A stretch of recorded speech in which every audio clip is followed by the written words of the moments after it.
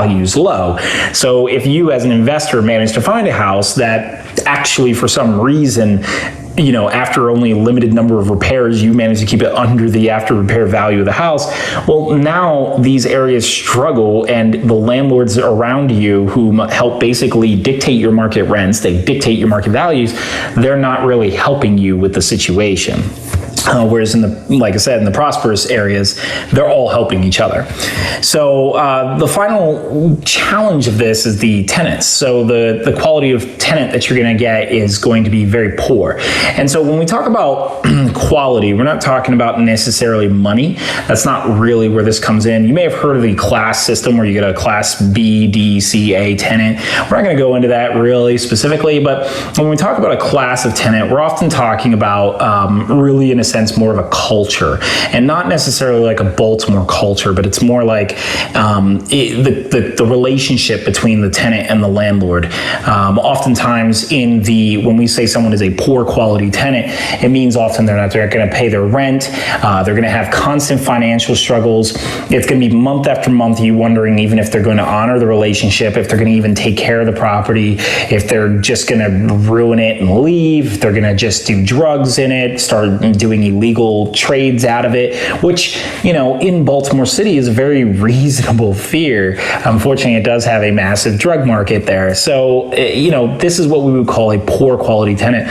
So you're going to have to imagine that even after you renovate, if you manage to get your after repair value, even if you manage to make a profit out of it, you still can't up your rents. You still have to deal with an area that is very, very downtrodden, that the other landlords are not assisting with, and then you have to deal with a tenant who may not even pay you.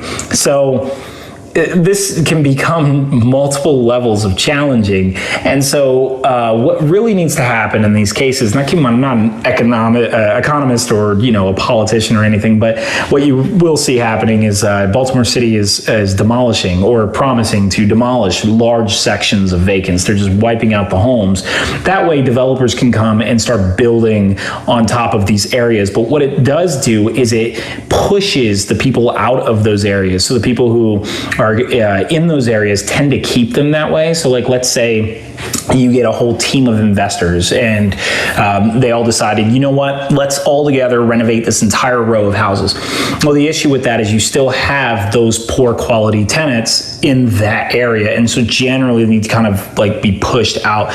So this obviously being known as gentrification, obviously a kind of a sore subject if you are not familiar with how this happens or how you actually improve the lives of those who are being, I guess you can say, gentrified. Generally, the theory is behind it is as they're pushed into other areas, they start to interact, I guess you can say, with whom you could regard as a high quality tenant.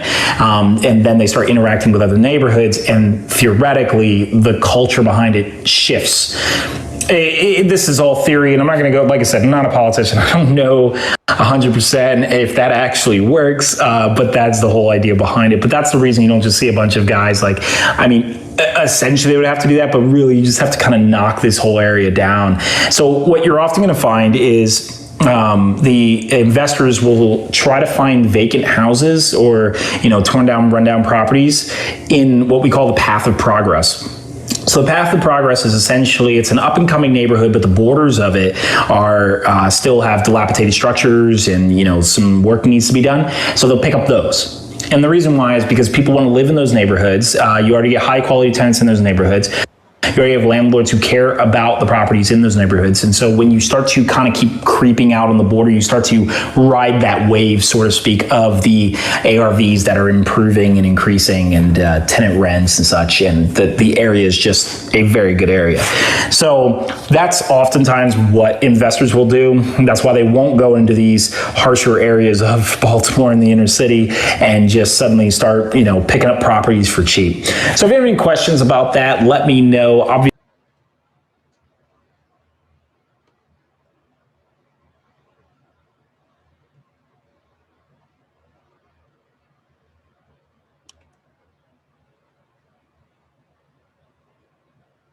I love it because there's a lot of new renovation. Like, for instance, that one right across the street, right? Look at that. That you could see was totally redone. You could actually still see the permits in the windows. I noticed on almost every block there at least one property that's being renovated with permits. So that leads me to believe that this area here is ripe for regentification and coming up, and it's really close to like the Inner Harbor area. Chris, did you notice that? I did, yeah. It's a beautiful drive. I got some footage of that too. Yeah, so it's got a lot of potential. I mean, it doesn't look very nice right now, but the architecture here, if the streets were cleaned up, and you see a lot of obviously investments coming in because there's a lot of, like I said earlier, a lot of new construction. Dan, tell me about when the building, I see there's a lot there that I feel like that one was torn down. Obviously, yeah. What